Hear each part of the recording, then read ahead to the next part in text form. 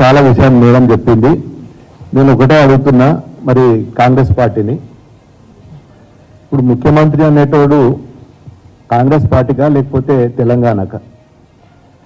తెలంగాణకు ఒక ముఖ్యమంత్రి, లేదంటే కాంగ్రెస్ పార్టీకి ఒక ముఖ్యమంత్రి, ఇద్దరు ముఖ్యమంత్రులు అయితే ఉండరనుకుంటా నేను. మరి మేము జనరల్గా పోయినాము, మాకు కాన్స్టిట్యున్సీకి సంబంధించి నేను మొన్నటి వరకు 10 ఏళ్ళు ఎంపీగా పనిచేసిన, మాకు మొత్తం జిల్లాలో ఎక్కడెక్కడ ఏం సమస్యలు ఉన్నాయి ఆ సమస్యల మీద నలుగురం కలిసి పోయినాము. మాకు కూడా తెలుసు ఏ కాన్స్టిట్యున్సీలో ఏ ఇబ్బందులు ఉంటాయి. పోయి మరి మా కాన్స్టిట్యున్సీలో ఈ ఇబ్బందులు ఉన్నాయి.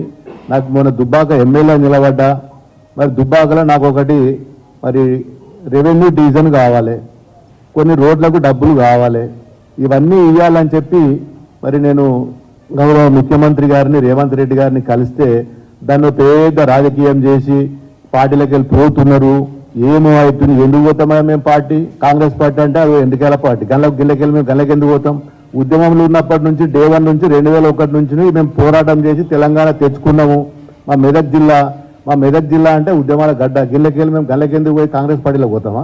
ఇప్పుడు సమస్యల మీద పోవాలి కదా, మాకు ప్రజలు గెలిపించారు, మన 54,000 మేరతో గెలిపించారు. వారికి ఎన్నో సమస్యలు ఉన్నాయి. మరి సమస్యల మీద మొన్న నేను పోయి కోమటిరెడ్డిని కలిసి మాకు R&B రోడ్లు ఉన్నాయి, రోడ్లు కావాలని అడిగినాను. మరి అదేవిధంగా ఉత్తమ్ కుమార్ రెడ్డిని కలిసినాను. మల్లన్న సాగర్ వాటర్ ఉన్నది, మా కాలువలకు నీళ్లు వస్తలేవు, రైతులు బాధపడుతున్నారు, మరి మాకు నీళ్లు ఇవ్వాలి. ఇంతకుముందు మా రైతులు ఒక ఫోన్ కాల్ కొడితే మరి అప్పటి ఉన్న ఇరిగేషన్ మంత్రి గారు మెసేజ్ పంపిస్తే తెల్లార వరకల్లా కాలువలలో నీళ్లు ఉంటుండే. ఇవాళ 15 రోజులు అవుతుంది నేను ఇలా ఉత్తమ్ కుమార్ రెడ్డిని కలిసి, ఈ రోజు వరకు కూడా మరి నీళ్లు వేయలేకపోతుండే. ఈ రోజు వచ్చి మరి కొండా సురేఖ గారు వచ్చి ఇలా మా దగ్గర దుబ్బాకలో ప్రోగ్రాం చేస్తున్నది. దానికి ప్రోగ్రాంకు నాకు ఎవరు చెప్పాలి? అధికారులు చెప్పాలి.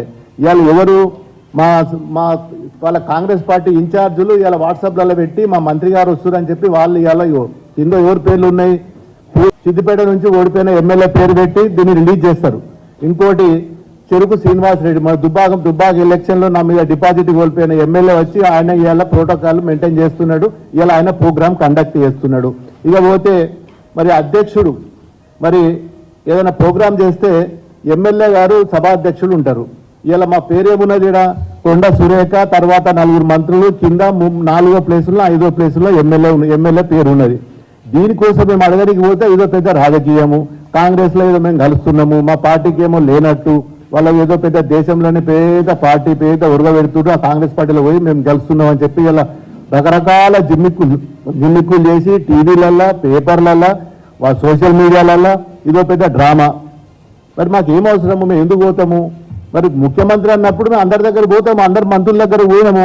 నేను 2 సార్లు ఎంపీ ఉన్న ప్రధానమంత్రిని కలిసిన, మంత్రులను కలిసినాము, రాష్ట్రానికి రావాల్సిన రైల్వే గురించి రైల్వే మంత్రులను కలిసినాము, హైవే గురించి నేషనల్ హైవే మంత్రి నితిన్ గడ్కరీని కలిసినాము, మరి సివిల్ సప్లై ఫుడ్ కార్పొరేషన్ మంత్రులను కలిసినాము.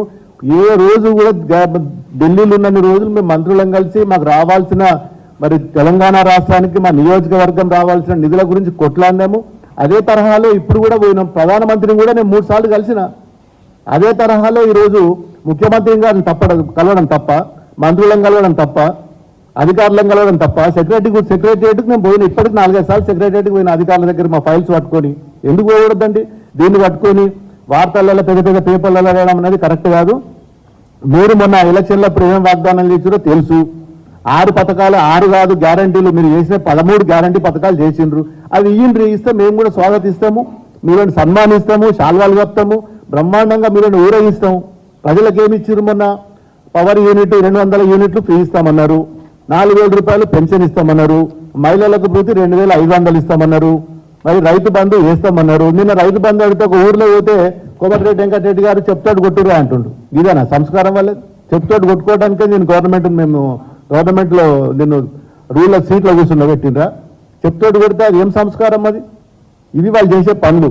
ఇలా 15 రోజుల తర్వాత కూడా మాకు మల్లన్న సాగర్ ప్రాజెక్టులకి నీళ్ళు వదిలేక మొత్తం మన మొక్కజొన్నలు ఎండిపోతున్నాయి, పొద్దుతిరుగుడు ఎండిపోయింది, వరిసేనులు ఎండిపోతున్నాయి, తుకాలు నాటుకొచ్చిన తుకాలు కూడా మరి నాటేసుకుందామంటే కూడా నీళ్లు వదులుతలేరు.